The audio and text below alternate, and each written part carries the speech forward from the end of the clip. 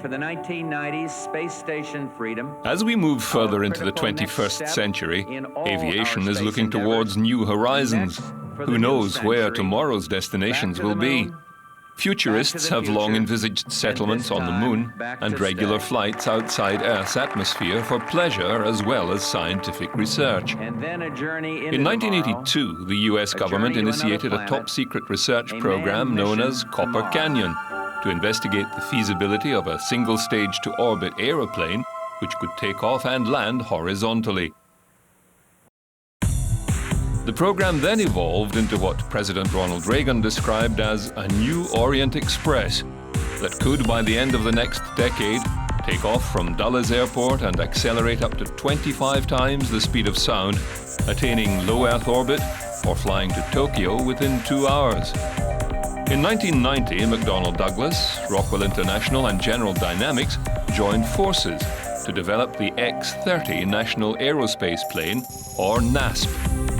The plan was to use active thermal management to generate higher speeds than the Mach 8 achieved through conventional technology. The jet's hydrogen propellant was circulated through the aircraft's skin before being injected into the engine, heating the vehicle and generating energy through atmospheric drag to increase thrust and push the jet through the Mach 8 thermal barrier. Some scientists even believed that active thermal management could generate speeds of up to Mach 25, using scramjet air-breathing engines rather than rocket propellant. At the time, scramjet technology had never been tested, but it has since gone on to become the leading edge in atmospheric engine development. It is based on the same concept as the ramjet, where air enters the jet engine so fast it does not require turbines and blades to compress the air to a usable pressure. The supersonic combustion ramjet scramjet is seen as a possible low-cost method of reaching low Earth orbit or high-speed intercontinental transportation. Unlike rocket engines that need to carry oxidizer as well as fuel to burn, the scramjet gets its oxygen from the very thin upper atmosphere. Operating at speeds beginning at Mach 5, it can achieve near orbital speeds.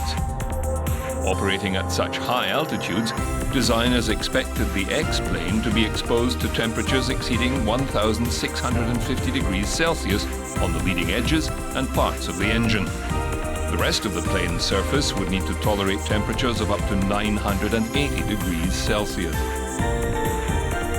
The project team worked on developing high-temperature, lightweight materials such as alloys of titanium and aluminium called alpha titanium aluminate, advanced carbon and carbon composites, and titanium metal matrix composite with silicon carbide fibers.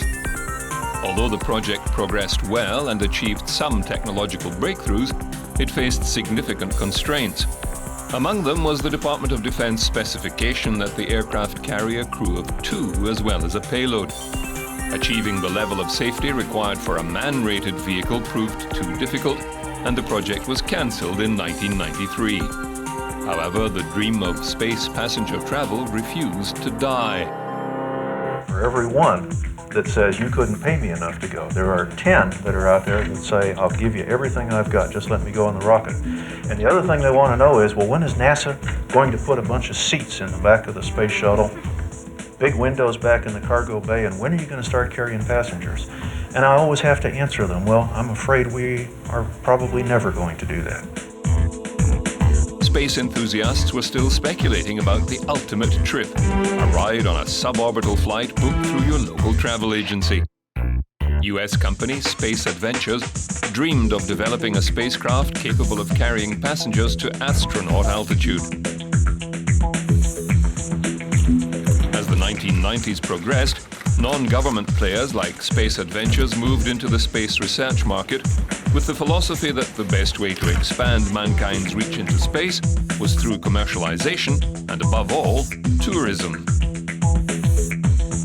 With tens of thousands of space enthusiasts around the world, entrepreneurs bet that paying customers would be the backbone of future expansion into space.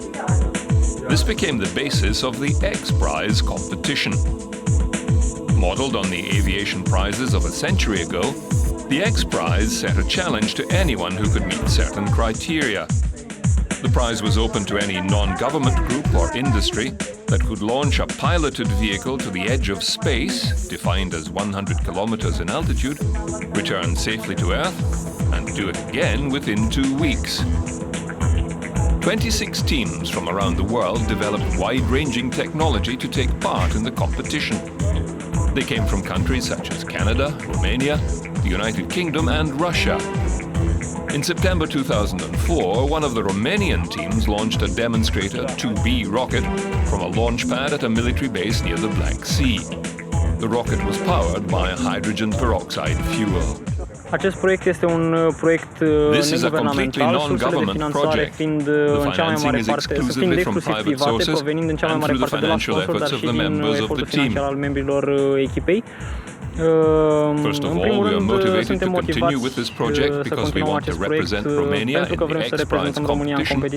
X-Prize și ulterior în cadrul competiției X-Prize Cup începând cu anul viitor din statul New Mexico.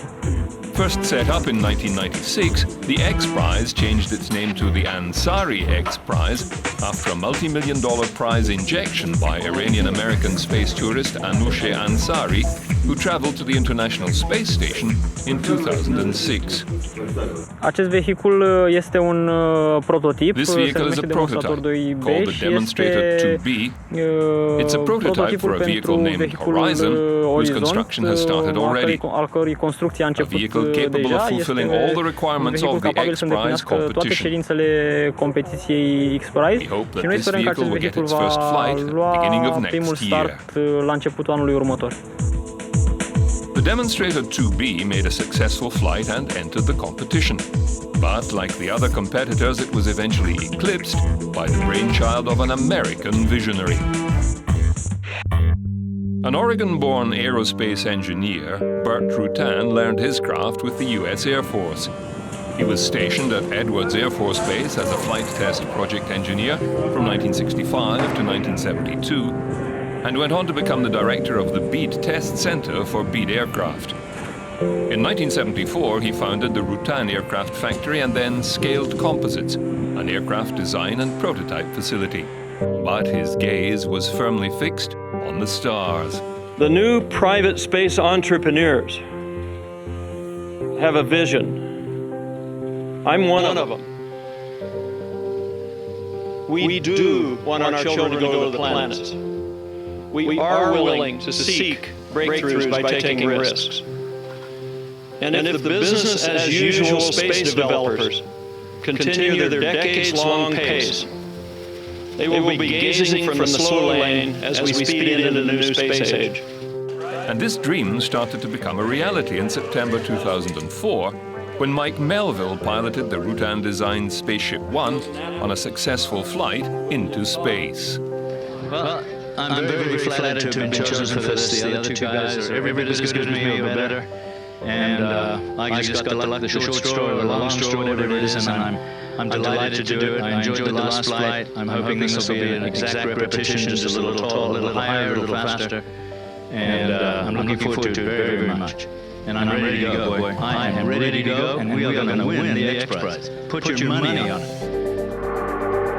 Onlookers flocked to the California desert to watch the spacecraft take off in its quest to win the X Prize.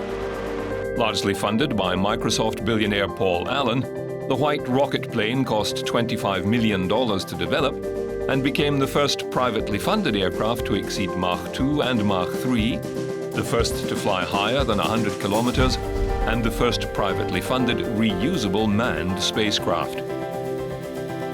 The experimental air-launched suborbital spaceplane was powered by a hybrid rocket motor and featured a unique feathering atmospheric re-entry system. Those gathering in the Mojave Desert were excited to witness history in the making. I'm hoping to see a little bit of a private space flight. Why is that important? I think that's important. I think that we need to be reminded that it's people who do things, not the state. It's first, it's history, we're here, it's exciting, pioneers, it's neat, it's different. History's being made. It's just like out here, 40, 50 years ago when Jaeger was the first one to break the sound barrier. People came out to see that. So that's something I can set the grandkids on my knee and say, hey, we were there. A larger aircraft called the White Knight carried SpaceshipOne to 50,000 feet, then launched it towards space. The spacecraft burned its rocket for 80 seconds to reach its peak altitude, where Melville became the first commercial astronaut and experienced weightlessness. Looking out of the window, he could see the black expanse of space, while below was the soft blue curve of the Earth's rim. The spacecraft easily surpassed the 100-kilometer altitude required by the X-Prize contest rules. It peaked beyond the atmosphere before booming back towards the desert at Mach 3, entering a long, slow spiral glide toward landing, accompanied by 3 chase planes. The craft returned to its hangar with no damage, and Melville described the experience as a comfortable, easy flight, despite a series of vertical rolls that had spectators on the ground holding their breath. Melville downplayed the dramatic maneuvers and said he was able to slow the rolling from about 1 revolution every 2 seconds to a standstill by the time he entered space, using onboard controls. Okay, the flight was spectacular, it really was. The view from up there, I was so sad that Bert and Paul couldn't be with me because looking out of the window and seeing this white clouds over the LA basin just looked like snow on the ground. And Edwards Air Force Base lake looked about that big. And I know it was 330 or something like that, 330,000 feet when I last looked. So, it was a mind-blowing experience, it really was. Absolutely an awesome thing. Melville even joked that he released a packet of M&Ms in the cockpit just to watch them float. But the wild rotations had been a concern to the ground crew, and Rutan said the data would be analyzed and the problem would be fixed for the next generation of spacecraft that would be built for space tourists. SpaceshipOne went on to make 2 successful flights in the X-Prize competition, claiming the $10 million prize and writing itself into the record books. Rutan said the project had delivered remarkable results. And how pleased I am that we have a ship that can not only go to space, but it's the first time that a winged vehicle that can make this beautiful landing on a runway, it's the first time that a winged vehicle can have a carefree re-entry. And that is an enormous thing for safety. Before long, Rutan announced he had joined forces with another entrepreneur, Virgin Group founder Richard Branson. In Branson, Rutan found someone equally enthusiastic and visionary, and most importantly, with an eye for marketing opportunities. The pair told the world that the Virgin Group planned to offer passenger space flights aboard rockets based on SpaceshipOne by 2007. The spacecraft would fly to 110 kilometers, a little higher than the original prototype, and passengers would be able to experience a short period of weightlessness. It would then fold its wings to re-enter the atmosphere and return them to the original position to glide down onto the runway. A businessman who delighted in pushing the envelope, Branson threw all his marketing muscle at the project, pitching it as an opportunity for everyday people to experience the excitement of space travel. Well, hello, I'm Richard Branson. We've been fortunate enough to have achieved some pretty extraordinary things at Virgin over the years, but perhaps none quite as amazing as what you'll see in the next few minutes. Virgin Galactic is on its way to becoming the world's first commercial space line. Our suborbital spaceships promise to be the most intense and wonderful experiences that our passengers have ever had. About the size of a corporate Gulfstream jet, Spaceship 2 can accommodate 6 tourists and 2 crew members. Branson's Virgin Group is financing the project's $100 million first phase, and Branson expects test flights to begin in December 2009. After about 100 test flights, the first commercial flight is scheduled to leave Earth in 2011. Virgin Galactic plans to fly the first passengers for $200,000 apiece, with the first leaving from California's Mojave Desert and later flights from a proposed spaceport in New Mexico. Speaking at the annual International Space Development Conference in Los Angeles about his dream for space travel beyond just suborbital flight, Rutan said he wants to go further than the edge of the Earth. My goal, and everybody, when you get as old as I am and have all this gray hair, and you get 60, you tend to think of, well, what I'm going to do the rest of my life. What would I like to see happen? What would I like to see occur? And I've got something pretty ambitious, and that is, I do want to go to the moon in my lifetime. And I want to see affordable travel to the moon in my lifetime. Virgin Galactic is also looking at possible future spaceports in the United Arab Emirates, Australia, Scotland, or Sweden. The maiden flight will carry Branson and Rutan, among others.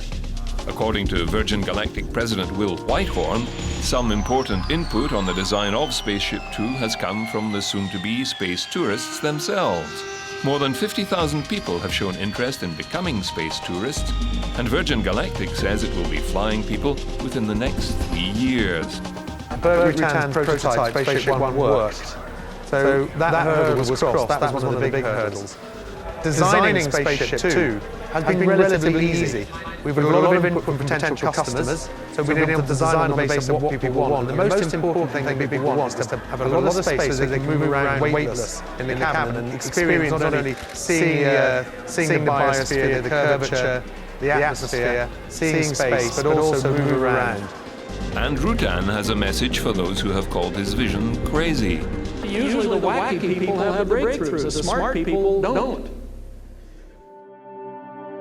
So far, Virgin Galactic has collected $31 million in deposits from people determined to secure a spot on the first 100 flights. The company expects the $200,000 cost to gradually come down over the years, opening the experience to a far wider range of people. But getting Spaceship Two into the air has not been all smooth sailing. In July 2007, 3 people were killed and 3 seriously injured when an explosion occurred at Mojave Airport during a fuel flow test, sending shrapnel flying through the air.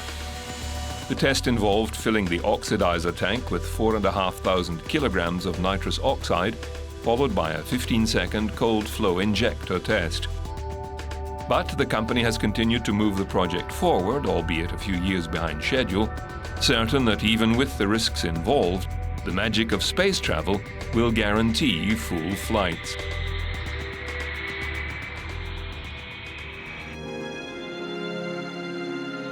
We're designing our spacecraft so that each of our passengers will have the room and the freedom to enjoy the amazing sensation of weightlessness. The system will also be large enough to allow those individuals to really experience weightlessness, to really experience the beauty of the curvature of the Earth, and to be able to see that from any angle in the ship that they're at. And also to be able to experience the real feeling of the power of flight into space. While you're up there, you got 4 to 5 minutes of zero G and enjoyment of an environment you've never experienced before. You've maybe seen it on covers of magazines, and now you're experiencing it firsthand. It's a delight, it's a wonder, and I'm sure with everybody being loose in there, they'll be letting go M&Ms and taking pictures of each other. I mean, it'll just be the most fabulous thing that you could imagine. As one of the fortunate few to have experienced space travel, Melville's enthusiasm knows no bounds. Before you ignited, you're indicating 140 knots or so. And within 10 seconds or 11 seconds, you're supersonic. So, you get 3 Gs on your back instantly when it lights. And boy, that first 10 seconds About the most dynamic flying I've ever done. This wave of energy flows through the vehicle, and it's high water, it is low water. When you look out the window and you see the curvature of the Earth, and you can see the edge, along the edge of the Earth, you see this thin blue line that is the atmosphere. And the colors and the textures on the ground, it's a mind-blowing thing to see. It really is. I mean, I'm sure everybody who's been in a shuttle or on a space station knows the same thing, but I'd never seen that before, and it really was a remarkable experience. Rutan says the ship's advanced technology reduces the risk of accidents. SpaceshipOne has a unique feathering configuration. It can come into the atmosphere at any angle and it'll straighten itself out without the pilot having to fly that or without a computer having to do it. And this is the first horizontal landing, runway landing spacecraft that's ever had this feature, so we're immune to accidents caused by flight control failure during re-entry. We found a motor to power the Spaceship 2 working with butan, which is much more environmentally benign than the solid fuel rocket motor launching from the ground as the shuttle does. The enormous amount of power that it takes to get a rocket launched from the ground doesn't apply to this system. We're actually going up in an aircraft with very state-of-the-art jet engines. Maybe one day those jet engines will be able to be fueled by renewable jet aviation fuel. But the rocket burn, which is what most people are concerned about in any sort of space access, is very short, and most of it is out of the atmosphere. At a recent event, the fortunate few who have been guaranteed a seat on one of the first 100 flights gathered to view the progress so far. Some reject the label space tourist, seeing themselves as space pioneers or travelers. By the time the first astronauts have taken their seats in Spaceship 2, our aim is to have them fully relaxed and fully trained after a program of 3 intensive days at the spaceport in New Mexico. Most of all, they will feel through this experience that they really have been up there where only 450 people have been over the last 45 years. Branson says the first flight will be a family affair. I'll be going to space. What's more, my parents and children will be coming with me.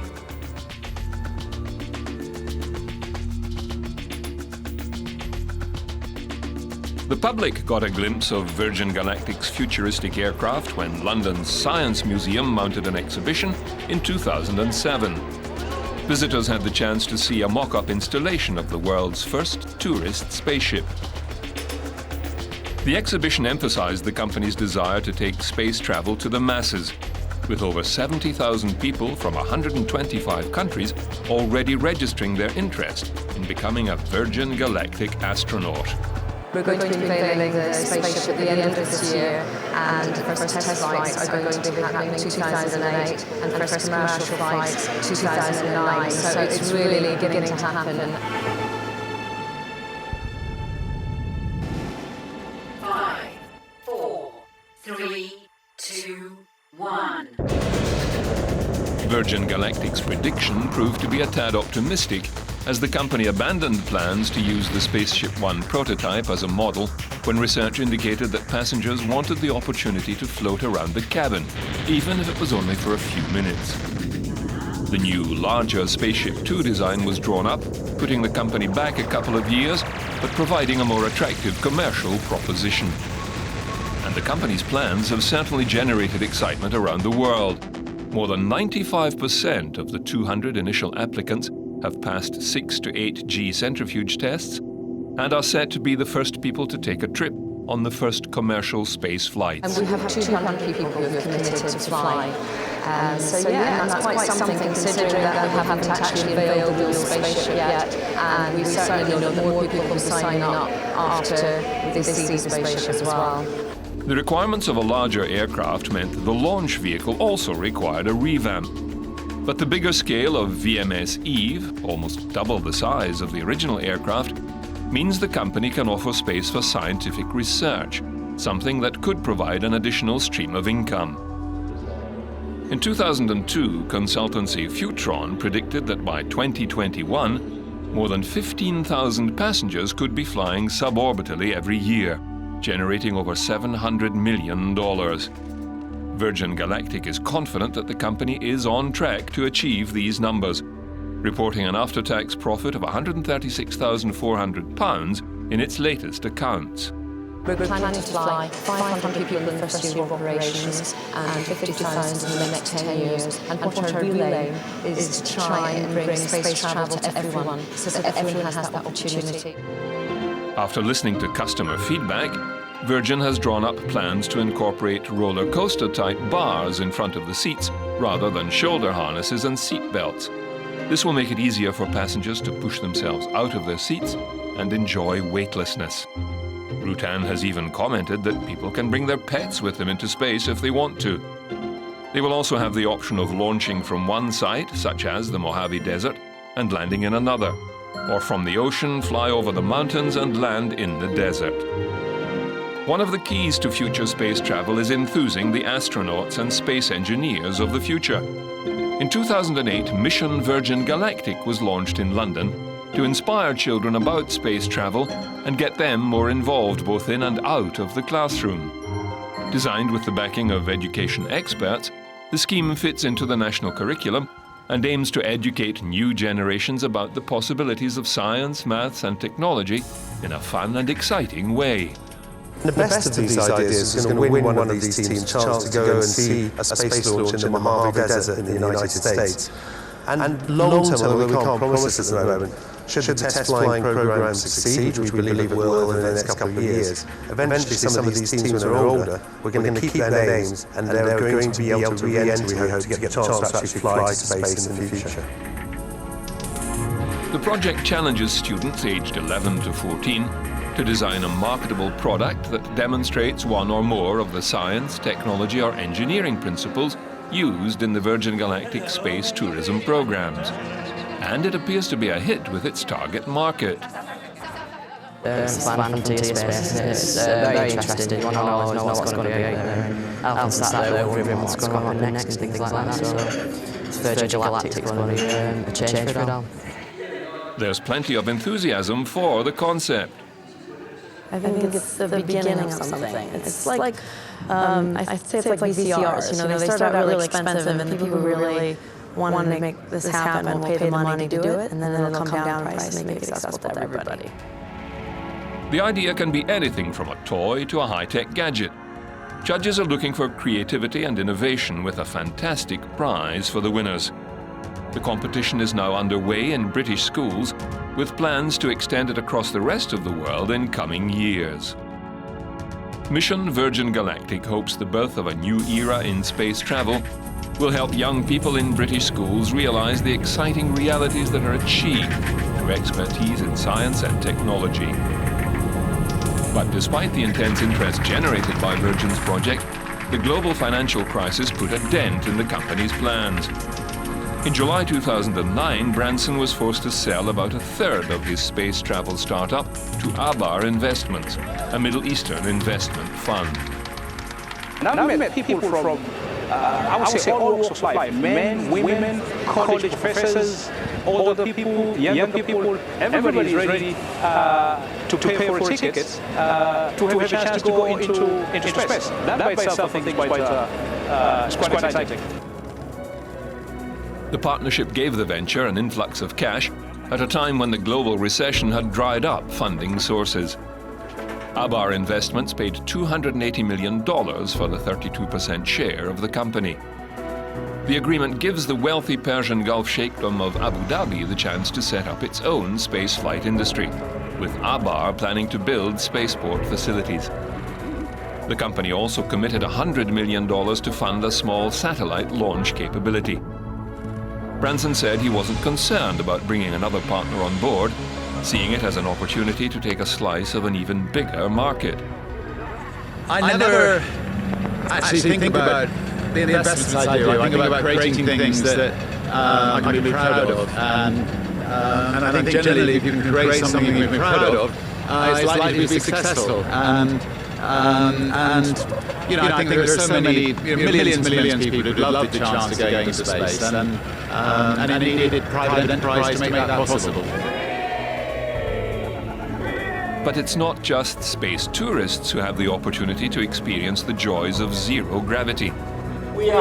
Scientists in France are being invited to join a flight offered by the country's space agency that reproduces the same weightlessness as in space in order for them to conduct important research experiments. An Airbus A300 has been converted into flying laboratory, offering European space scientists ideal conditions in which to carry out research in zero gravity conditions.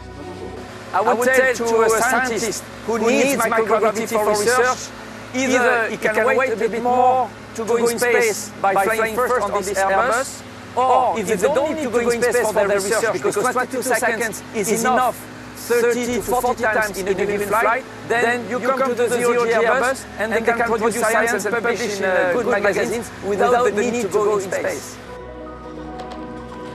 Students from across Europe and from prestigious universities gathered in Bordeaux to prepare and install their experiments on the zero-G Airbus. Like an elevator, a spacecraft in orbit keeps falling, but over the horizon, following the Earth's curvature. The zero-gravity flights take off and ascend at a sharp 45-degree angle, reaching a certain altitude, and then free-falling over an arc in the Earth's curvature. Novespace, a unit of France's CNES space agency and the 17-nation European Space Agency, claims to be leading the field in scientific deployment with the converted Airbus A300 jetliner. To achieve a point of weightlessness, French test pilots fly the Airbus along a series of parabolic arcs in an air corridor over the Atlantic, resembling an 8,000-foot-high roller coaster. Passengers feel twice their normal weight during the steep 45-degree climb, but experience 22 seconds of weightlessness, floating as the plane flies along the crest of the arc when the engine power is sharply reduced. Dieter Volkmann studies how gravity changes impact the growth of plants. The latest experiments show that gravity-changing conditions generate strong and rapid responses in plants' roots, with changes in oxygen consumption and even changes in the plant's genes. This, in the long run, could allow the growing of plants in the International Space Station and the cultivation of plants on other planets. Maybe one day we will be able to grow plants on different other planets or on Mars, for example. But we know how they behave under microgravity and also under lower gravity. Like Mars has 0.7 gravity of our Earth and so on. So we need lots of information about the communication between plants in the plant itself, how they survive under the stressful situation. Brief doses of weightlessness without going into space have been available for decades on specially converted airliners such as NASA's Vomit Comet, which trained a generation of American astronauts and was used to film Apollo 13. Over in England, British scientists worked on developing a solar-powered plane that could become a cheap alternative to space satellites. Plans were drawn up to take Zephyr 3 to the edge of space by a balloon. If successful, scientists hope the technology could significantly lower the cost of collecting image and surveillance data from space. The thing we're really looking for is that if we keep it up high and we can keep power through the sun and then recharge batteries to keep it in the air at night, we can keep the aircraft up there nearly continually, certainly for long durations. That means the cost and the risk of launching, landing and operating aircraft at lower altitudes where the civil air traffic is flying are mitigated. A recent British exhibition also focused on the issue of aviation and the environment, asking visitors to consider the growing impact flying has on the planet. The impact it's not a lot at the moment compared to things like road travel. What's important is that the impact is growing rapidly, really quite considerably. Passenger numbers set to double in the next 20 years, so clearly something has to be done, and it's certainly something the aviation industry and scientists and engineers all around the country and around the world are working on very hard to try and reduce this impact. And the sort of technologies that showcase in the exhibition, you can see different plane designs, new materials, new fuels that will help to reduce the impact of climate change. But obviously this technology can only go so far. And that's where you have to consider that for individuals, your flying habits can make a large percentage of your personal carbon footprint. So maybe it's something we're not asking people to give up flying, I think that's unrealistic, but maybe thinking about what you do and how often you fly. The exhibition invited visitors to calculate their carbon footprint, according to how often they travel by air and how far. It also offered some examples of technological solutions in the pipeline, enabling planes of the future to have less impact on the environment. One aircraft design was based on blending the wings and engines with the fuselage to reduce friction and increase fuel efficiency. The body was made from lightweight composites like plastic, which can be polished to a mirror finish. Another design showed the return of propellers allied to jet engines, popular before pure jet engines. These new propeller blades were strong despite being made from lightweight composites. They contra-rotate to reduce noise. Carbon emissions from conventional jet engine exhausts can be sucked up and eliminated by a filter collar designed to be retrofitted to existing engines. But don't expect to see this technology tomorrow.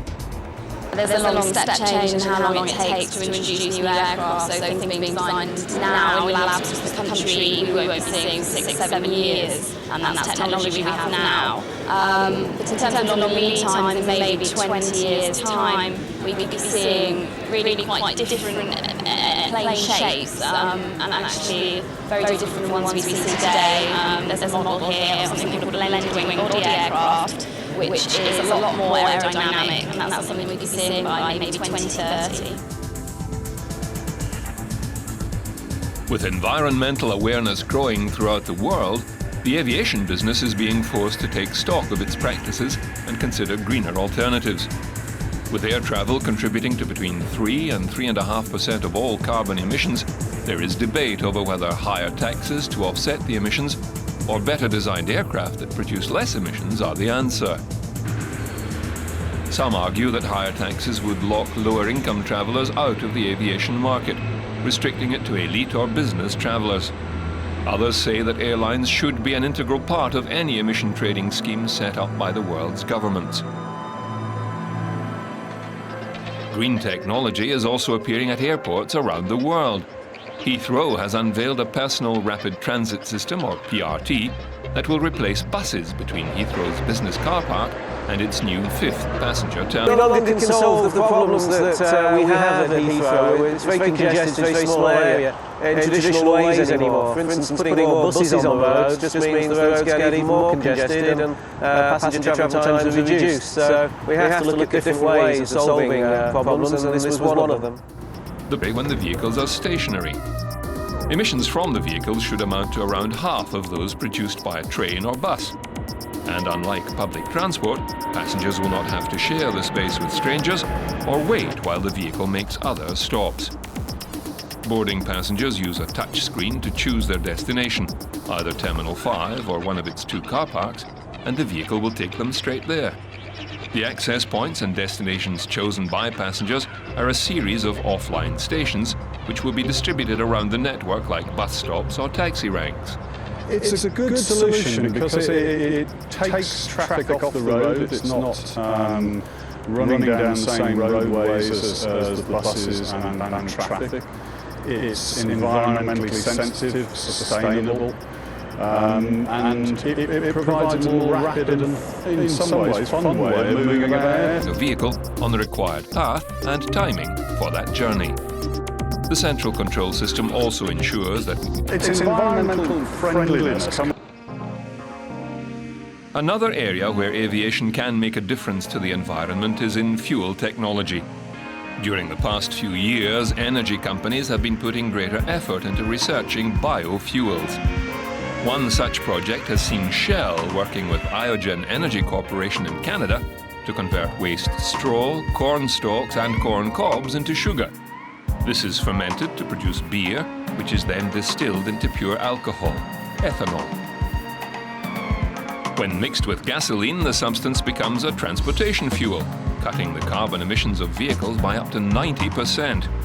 Unlike some biofuels which use food as a fuel source, The straw and corn products are materials that would otherwise be left to rot in farmers' fields. Shell believes biofuels could grow from just 1% of the world's transport fuel to as much as 10% in the next few decades. Fuel testing process, which seeks to confirm operational performance and commercial potential. Boeing says it expects biofuel to be used on commercial flights within 3 to 5 years. Friendly fuel will be available by 2014.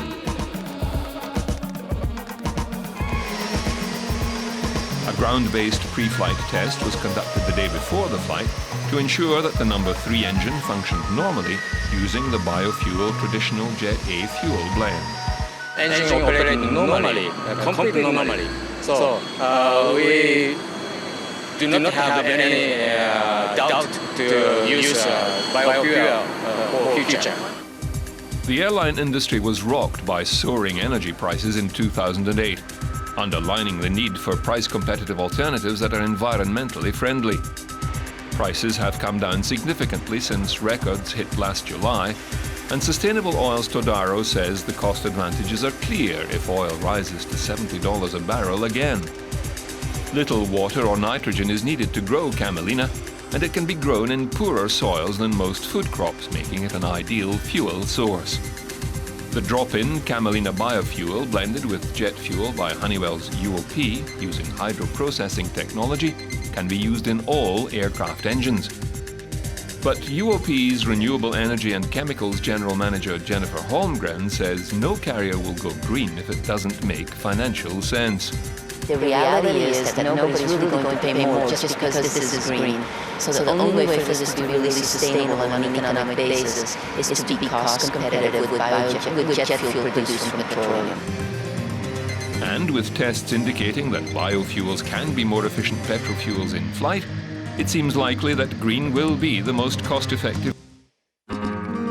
Well, that brings us to the end of the amazing world of aircraft. And a century of aviation has certainly shown the world some amazing feats.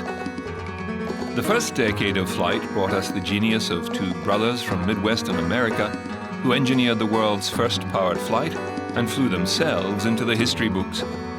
The Wright brothers paved the way for pioneers such as Louis Blériot and Harriet Quimby, who took to the skies in astonishingly flimsy contraptions. Next came the reckless barnstormers and the record breakers. Forged by the fires of World War I, these daring men, and a few women, brought aviation to the masses and opened up the world. From Charles Lindbergh to Amelia Earhart, they captured the headlines and found international fame.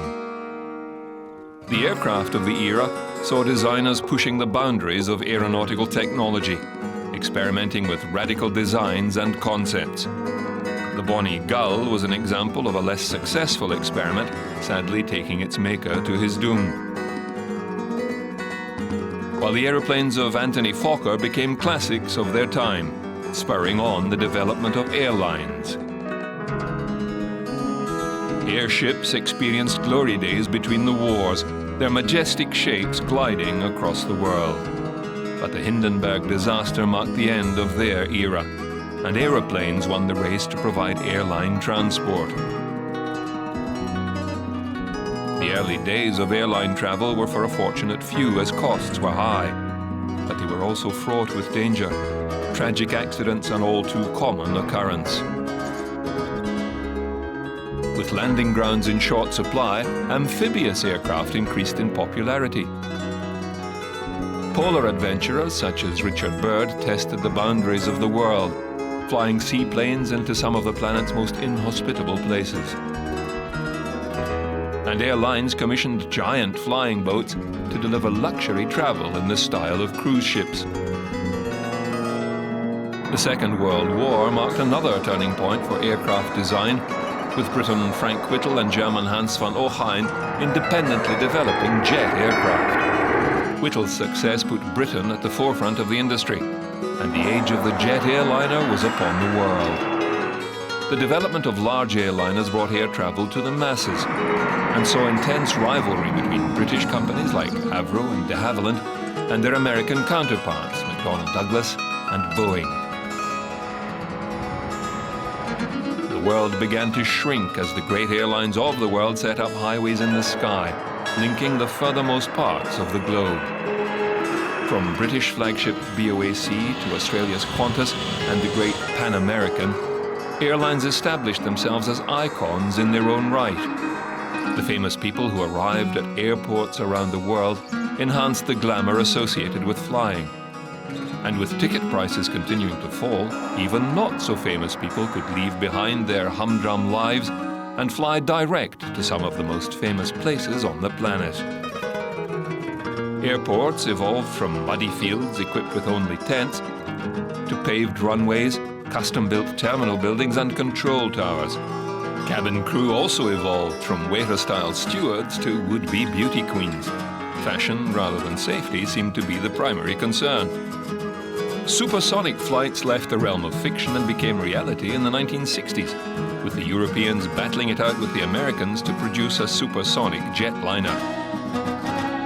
The Europeans triumphed with the Concorde, a masterpiece of design and engineering with a very high price tag. Left in the dust, the American Boeing design was later abandoned completely. But Boeing triumphed in the battle of the subsonic airliners, producing the 737 to become the world's most popular airliner, and the innovative 747 jumbo jet.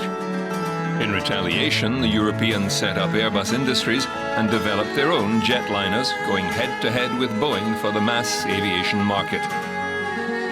But as the skies became ever more crowded and aviation traffic increased, so did the level of catastrophic accidents.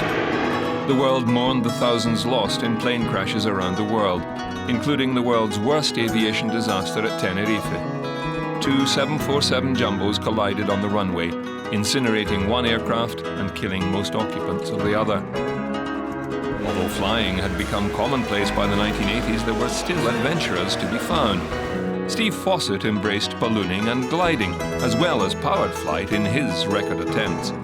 Richard Branson used his exploits to market his airline, Virgin Atlantic. Then came the Battle of the Titans, the Airbus A380 versus the Boeing 787 Dreamliner. Despite a glitzy launch and plenty of publicity, the Boeing design failed to make the grade in the expected time frame, leaving the A380 the undisputed winner. So that's it for the amazing world of aircraft. Next time you're cruising 30,000 feet above the ground, spare a thought for the men and women who made aviation possible, the dreamers and risk-takers who refused to be constrained by convention, and launched the world on the adventure of flight.